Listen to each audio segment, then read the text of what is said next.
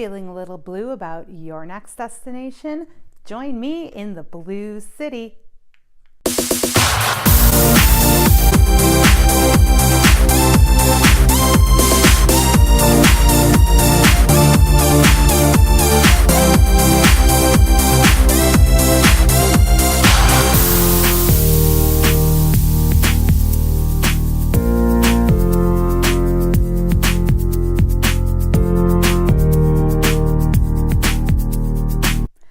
Welcome, Travel Nation, to the Traveling Cheesehead. I'm Cheesehead Girl, and if we're meeting for the first time, welcome and thanks for finding me. On this channel, I share travel tips and tricks, product reviews on travel-related items, as well as this video where I take you on my journeys across the globe. Today we visit Jodhpur, India. This is a less known destination on anybody's trip to India because most people go to the Taj Mahal, go to Goa, maybe they'll hit Kerala a little bit, and then they go home. But Jodhpur is a city not to be missed. It is just outside the Golden Triangle, which, for those of you who don't know, includes Agra, Jaipur, and Udaipur. However, Jodhpur is just a little bit away and is a really important stop on any trip to the area. There are some incredible sights to see there, and I went as part of a journey that I took in 2007 that included Agra, Delhi, as well as Jodhpur.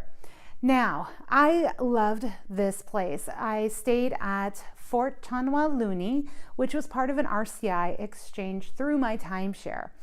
This place was a little bit off the beaten path. It's about 30 minutes or so outside of Jodhpur, but it is incredible. It is a palace, believe it or not. So Fort Chanwa Luni is owned by the royal family of Jodhpur, and they live there. So it was really cool to check into this place. Like, the doors open, you enter this fort, and it's incredible. It has the most beautiful courtyard and grounds. The rooms are so incredibly unique. And then the place itself was fun to explore because you're in a fort. You're in a fort that is owned by the royal family. So we climbed around, we saw all the sights, and I'll show some pictures of this resort. I cannot tell you enough. We ate in the restaurant every day. The hospitality that we were shown was incredible. And fun note, I even got a little bit of a personal tour from a member of the royal family. I believe it was the Queen was staying there, and she interacted with me, showed me around. It was really cool. Very down to earth, very, like, I wouldn't have known she was part of the royal family unless she told me. But because she was so down to earth, she wasn't, didn't act all haughty or anything. She was very sweet, very curious about me, where I came from, what I was doing there, and how I was enjoying my stay. So I will put a link in the comments below about the Fort Chanwa Luni. I highly recommend it as a destination. You will find that it's a little, like I said, out of the city. It's off the beaten path. It's not right in with the action, but it is a really cool place to be. We did have several tour buses that came and stayed there for a night or two as they were exploring the area as well.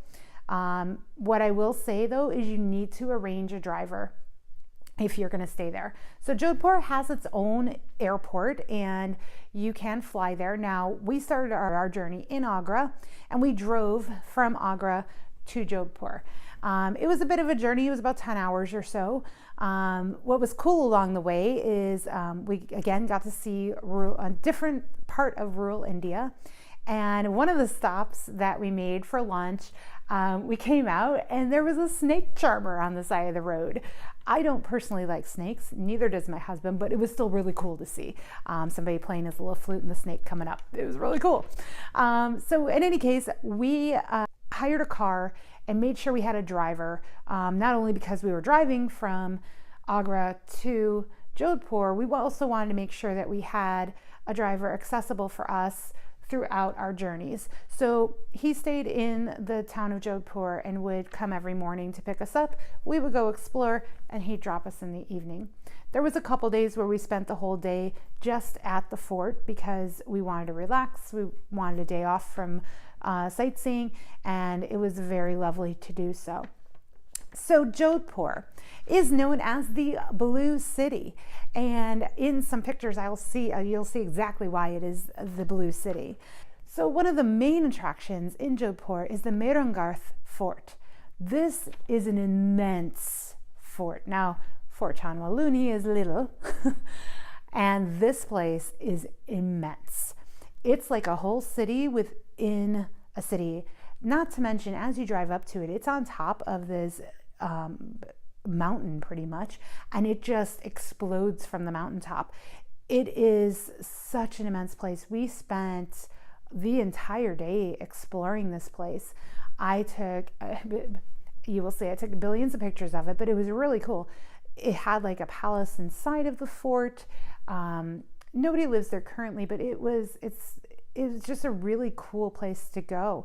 You have to walk around the whole place, take your time to go through it because it's big and it will take you a good part of the day to get through.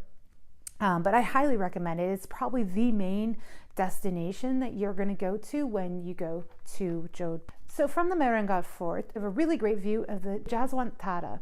Now, we didn't actually go to it, but we could see it from afar, took some pictures of it.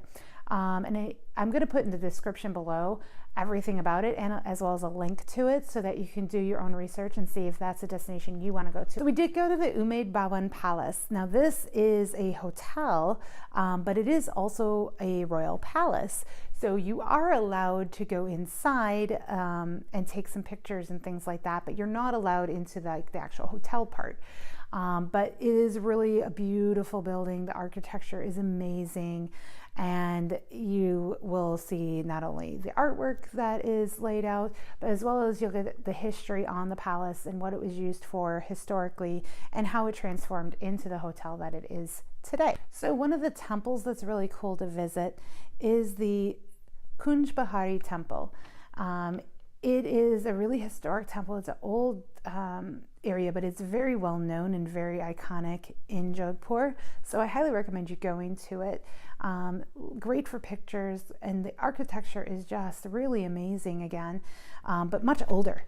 The Umaid Bhawan Palace is much more modern, I guess I would say, and a completely different style of architecture than the Kunj Bahari Temple. They're just a night and day difference. So definitely worth a stop on both things. Going back to the fort, what I will say is from the fort, you will be able to see exactly why they call Jodhpur the Blue City. Because it's so high up on that mountain, it's a great vantage point to take pictures of the city and see the whole city's painted blue. I don't know why exactly it's painted blue, but it is, and it really is cool from afar to see that. Finally, shopping is important in any destination, and there is one area of Jodhpur that is known for its shopping, and that is the Ghantaghar. This is a big, busy market street, and it has a clock tower at the end, so that's kind of how you know when you're in the right place. But there are shops on both sides of the streets. It's very touristy.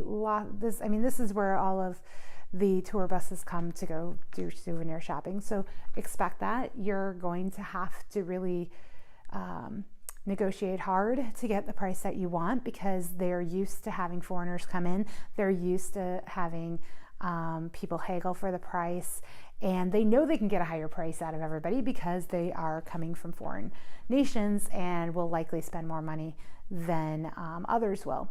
So you will likely pay a little bit more for some souvenirs in this area than you would in other areas of India, but it's still a good value, and they have really unique items there that you can't get in other areas of India. So make sure you make that a stop, do some souvenir shopping, and have a great time. All right, kids, that's all I have for Jodhpur. I had a wonderful time there. The fort was amazing. Highly recommend it. Definitely take your time going through it. Like I said, I've displayed lots of pictures for you here, so you get an idea of the architecture and what you will see when you go. Jodhpur is definitely a destination to see, and definitely a place that you need to put on your itinerary to the Golden Triangle area. It's not that far away, so just make it a stop. Even if you go there for a day, it's well worth the trip. In my next video, you guys will get caught up on New Delhi and Old Delhi, and I will share more of my journey there. Please make sure you subscribe and ring the bell. Make sure that you like this video because I appreciate it. Give me a thumbs up and ask any questions you have in the comments below. I'd love to hear from you, your suggestions, your feedback, anything you want to know from future videos, and any ideas that you have that you would like me to cover in my upcoming videos. Don't forget to follow me on Instagram, Twitter, and Facebook. Travel Nation, it's been a blast. I will see you next time when we go to New Delhi. See ya.